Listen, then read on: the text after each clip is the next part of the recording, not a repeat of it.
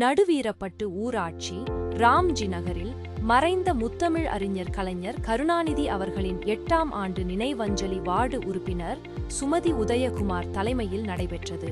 காஞ்சிபுரம் மாவட்டம் குன்றத்தூர் ஒன்றியம் நடுவீரப்பட்டு ஊராட்சி ராம்ஜி நகரில் முத்தமிழ் அறிஞர் கலைஞர் கருணாநிதி அவர்களின் 8ஆம் ஆண்டு நினைவஞ்சலி முன்னிட்டு கலைஞரின் திருவுருவப் படத்திற்கு மாலை அணிவித்து மலர் தூவி அஞ்சலி செலுத்தப்பட்டது. இதில் துணைத் தலைவர் ஞானமணி சகாயராஜ், ஒன்றிய கவுன்சிலர் அன்பழகன் மற்றும் நடுவீரப்பட்டு ஊராட்சி கிளை நிர்வாகிகள் கலந்து கொண்டனர்.